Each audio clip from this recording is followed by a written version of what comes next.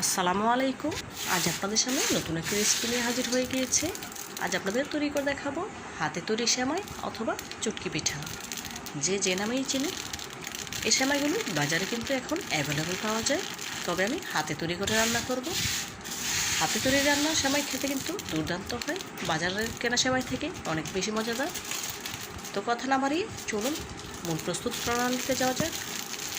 হাতে তৈরি সেমাই অথবা চুটকি পিঠা তৈরি করার জন্য এখানে একটি মিক্সিং বোলে নিয়ে নিলাম মেজারমেন্ট কাপের 1 কাপ ময়দা। অবশ্যই ময়দা দিয়ে তৈরি করতে হবে। দিয়েছি সামান্য একটু পরিমাণে লবণ।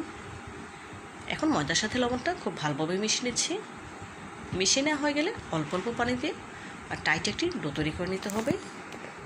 আমরা সাধারণত রুটি বা পরোটার জন্য যেমন ডো তৈরি করে নিই, এই ডোটা কিন্তু তার থেকেও অনেক বেশি টাইট হবে। যেহেতু চুটকি পিঠা তৈরি করব, নরম হলে কিন্তু একটার সাথে একটা লেগে যাবে। দেখুন ডোটা আমার তৈরি করা হয়ে গিয়েছে, দেখেই বুঝতে পারছেন এই ডোটা কতটা টাইট করে তৈরি করেছি। রেস্টে রাখার কোনো প্রয়োজন নেই, এই ডোটা তৈরি করার সাথে সাথেই চুটকি পিঠাগুলো তৈরি করে নেওয়া যাবে। দেখুন এখান থেকে অল্প অল্প ডো নিয়ে আমি চুটকি পিঠাগুলো তৈরি করে নিচ্ছি, দেখেই বুঝতে পারছেন।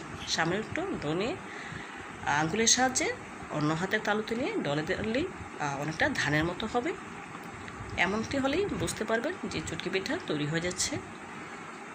তবে এই চুটকি পিঠাগুলো তৈরি করতে বেশ অনেকটা সময় লাগে, একসাথে বেশি তৈরি করা যায় না, অল্প অল্প করে তৈরি করে নিতে হয়। তো বলবেন তো বন্ধুরা, বাজারে তো অ্যাভেলেবল পাওয়া যায়, তাহলে কষ্ট করে বানানোর প্রয়োজন কি? এভাবে বানিয়ে নিলে খেতে কিন্তু অসম্ভব রকমের মজার হয়। একটু কষ্ট করলেই মিষ্টি পাওয়া যায়। আর স্বাস্থ্যসম্মত খাবার, নিজের হাতে তৈরি করা খাবার কাউকে খাওয়াতে পারার আনন্দটাই আলাদা। নিজের হাতে তৈরি করা খাবার কাউকে খাওয়াতে পারলে আমার কাছে তো অনেক বেশি আনন্দ হয়। জানি না আপনাদের কাছে কেমন মনে হয়, তবে আমার কাছে অনেক বেশি ভালো লাগে। সেজন্য আমি এই চুটকি পিঠাগুলো নিজের হাতে তৈরি করে নিচ্ছি। দেখেই বুঝতে পারছেন চুটকি পিঠাগুলো আমি কীভাবে তৈরি করে নিচ্ছি। এক হাতের আঙ্গুলে সামনে একটু ডো নিয়ে অন্য হাতের তালুতে ডলা দিলে কিন্তু এই চুটকি পিঠাগুলো তৈরি হয়ে যাচ্ছে।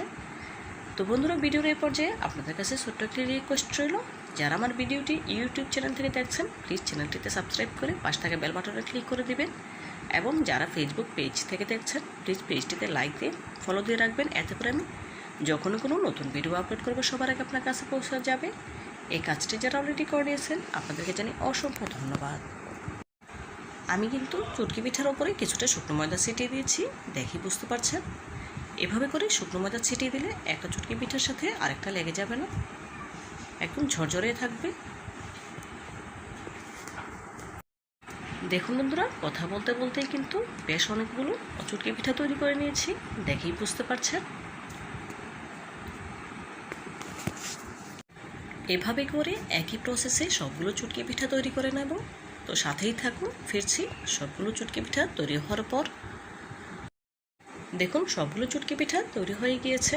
এখানে 1 কাপ ময়দা দিয়ে আমি এতগুলো চুটকি পিঠা তৈরি করে নিয়েছি। এই চুটকি পিঠাগুলো অবশ্যই রোদ্রে শুকিয়ে নিতে হবে, এতে করে চুটকি পিঠার কালারটা অনেক বেশি সুন্দর থাকবে। দেখুন আমি একদিনের পুরো রোদ্রে শুকিয়ে নিয়েছি, দেখেই বুঝতে পারছেন।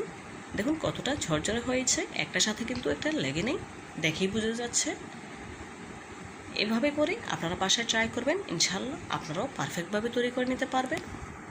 তো বন্ধুরা, আমার ভিডিওটি যদি আপনাদের একটু হলেও ভালো লেগে থাকে প্লিজ লাইক, কমেন্ট এবং শেয়ার করবেন, আর আমার সাথে থাকতে একদম ভুলবেন না। পরবর্তী ভিডিও আসছে এই চুটকি পিঠা রান্নার রেসিপি নিয়ে। ততক্ষণ ভালো থাকবেন, সুস্থ থাকবেন, আর আমার জন্য দোয়া করবেন যেন এমন আরও নতুন নতুন রেসিপি নিয়ে আপনাদের সামনে হাজির হতে পারি। আজকের মতো বিদায় নিচ্ছি, ভালো থাকবেন সবাই, আল্লাহ হাফেজ।